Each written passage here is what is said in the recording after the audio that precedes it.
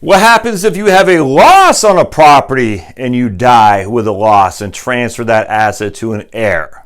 Interesting, huh? That's what we're going to talk about here today. It's going to be a follow-up to our talk we had 2 days ago about when you die with a capital gain and it transitions tax-free because of step up in basis. What happens if you have a loss? So your basis is actually higher than the net value when you die. We're going to talk about that. So don't forget to subscribe, my friends, right down below. And also don't forget to hit thumbs up or comments too. So let's talk about this. So remember, we're going to bring back Sharon, old Sharon from Illinois. In this case, I want to just revisit the gain concept. I think it's important. So she asked about her house. All right. So she asked about a house, and we're just throwing numbers up there. She said she bought right before the market crash. $250,000 is what she bought it for. It did drop and has come back since, and now it's worth $300,000. So she has a $50,000 gain. All right. So we know if she were to sell this house, now this is a house. It could be a mutual fund. It could be a stock. It could be anything. The same concept applies. We know that if she were to sell this, she would have a $50,000 gain. I gotta find a place to put my PVC pipe. She would have a $50,000 gain if she sold that. Now, for a home, that's not subject to any capital gain tax because you have $250,000 of tax-free capital gains upon the sale of a property, as long as it's your owner-occupied property, your principal residence, essentially. So if she sold that, it'd be free and clear of charge of any tax while she's alive. Now, if it was not a house, say it was a mutual fund, and she sold it, she'd pay roughly 15%, depending on her tax bracket, but most likely 15% tax on that. So it'd be what, $7,500 she'd pay. All right, so that's if she lives. Now, if she dies, say 2018 is actually her date of death, and she dies, and now she named as through her will or through a TOD, a transfer on death, or even her home. It doesn't matter. If she named Janie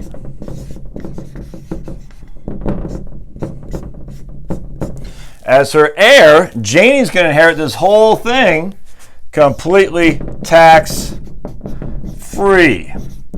Regardless if it's a house, regardless if it's a mutual fund, she's going to inherit the entirety of this account, which includes her initial $250,000 basis. $250,000 basis plus $50,000 gain, Janie's getting the entirety of it tax-free. No tax whatsoever because of the step-up in basis rules. Does not matter if it's a house, it doesn't matter if it's a mutual fund, doesn't matter if it's a stock, doesn't matter if it's a baseball card collection. As long as there is an evaluation or an appraisal, essentially, of the purchase price and the sale price, that's all that matters. So if there's a gain and Janie inherits it, there's no tax. Now, this is everything that's outside of an IRA or tax deferred or annuity account. Everything.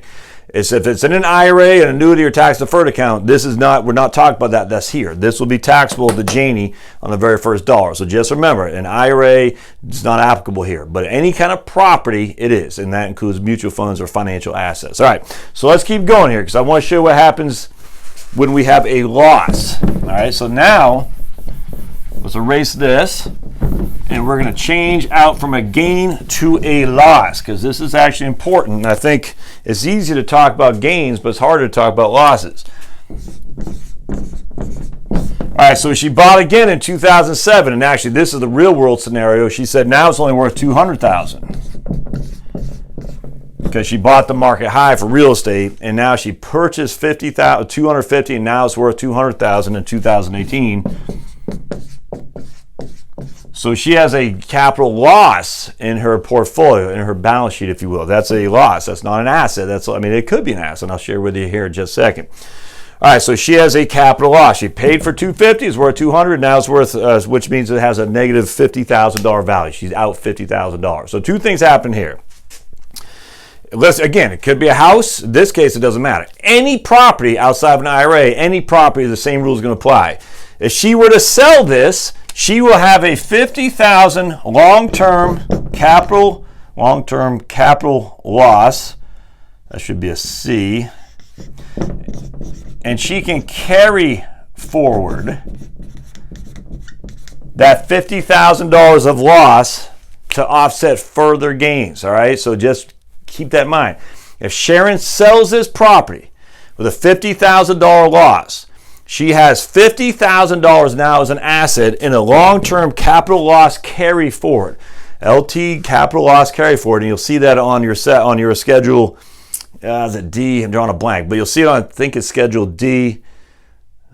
Yeah, Schedule D will be your capital loss carry forward. It'll show you right there. How much of a capital loss carry forwards do you have? So what happens here, let's just say she sold Apple stock because she was big on Apple, and she sold it for a $50,000 gain. Well, she will not pay any capital gain on the Apple stock because she can use this long-term capital loss carry forward to offset the stock. So if she sells the stock for a $50,000 gain today, she'll use this $50,000 loss to offset it. There's no, so even Steven, no capital gain due whatsoever. Let's say she has a $25,000 gain in Apple. She can sell the Apple stock, not pay any taxes in that case because she still has $50,000 of losses. So she'll use half of those losses, that's why it is considered an asset, to offset the $25,000 capital gain that she has with Apple. And then she can take $3,000 off her income. So if she had $100,000 of income, she's only going to be taxed at $97,000 because you can take $3,000 a year each and every year until the remaining amount of your capital loss is exhausted. So I don't want to go too deep in that because it's important to understand, but because there's a second part of this I want to share with you. So remember, if she has a loss, all right, so bust out my PVC pipe, bought it 2007, $250. 2018, it's worth $200,000. If she sells this, she has a $50,000 loss in which she can do one of two things. She could use the $50,000 to offset other gains she has, or she can use $3,000 a year in which to offset $3,000 a year of income. And she can do that each and every year until this is exhausted. Critically important to understand. But let's keep going, because now, just like we did before with the date of death, what happens if she dies? And this is what her question was to me, which is what prompted me to do this video. Date of death is 2018. All right, so now Janie inherits this property for $200,000. All right, so there is no capital gain because it's not, there was a capital loss, but there is no capital gain. But guess what? Janie does not get to use any of that capital loss as her write-off. She doesn't get it at all. Now, she won't pay tax on that $200,000, but there's a net loss as a capital loss that does not pass on to your heirs. So that is a wasted asset. I cannot stress this enough. Capital losses do not transfer at your death. They stop right there. Thus, you've wasted the asset. If you die with a capital loss, you've paid too much in taxes. You've paid too much in taxes because when Janie inherits this, this will now be her basis, $200,000. And that's critically important. That $50,000 loss is just gone. So you got to remember this. When you inherit a property, you're inheriting the basis for yourself from the date of death valuation. That basis could be above or it could be below the initial purchase price. It doesn't matter. That is what your basis is going forward. So now Janie's got this $200,000 basis. Let's say later on it grows to $250,000. Now she's got a $50,000 capital gain. Now if she sells that for a $50,000 gain, she pays tax on that, even though her mom bought it for $250,000. Doesn't matter. The step up in basis is just a transfer of your basis. You get the basis, the date of death valuation of the price of that security or that real estate or the property, whatever it is, at the date of death of the person who left it to you. That means that $50,000 is wiped off the mat, and also can be wiped off the mat from a gain too. It doesn't matter. All that matters is date of death valuation. Janie gets it. If it's, she gets it as a loss or gain, doesn't matter. That is her basis. When she sells it, it is based on this for her own taxable records. Now, if she sold it for $150,000, she'll have a $50,000 loss for sure because she inherited at $200,000. That's essentially the same as her purchase price. Whatever she sells it for after, above or below $200,000 is what she can either write off as a capital loss, or she could use it as a capital gain where she has to pay 15% tax as long as she held it for over a year. But that's the difference in date of death valuations on a capital loss. So Sharon dies with this $50,000 loss. Janie inherits it. Janie has no capital loss to her that she can use whatsoever. None. It's gone. In this case, it's a house. I wouldn't recommend Sharon selling the house unnecessarily unless she wants to get out of Dodge. That's fine. But you don't want to sell a house just to incur a capital loss. That doesn't make sense. But if it's a stock or bond or mutual fund or whatever, an investment portfolio of some sort, a condo that you have in Florida that's taking a loss, and you're just like, I don't think I'm ever going to get out from under this.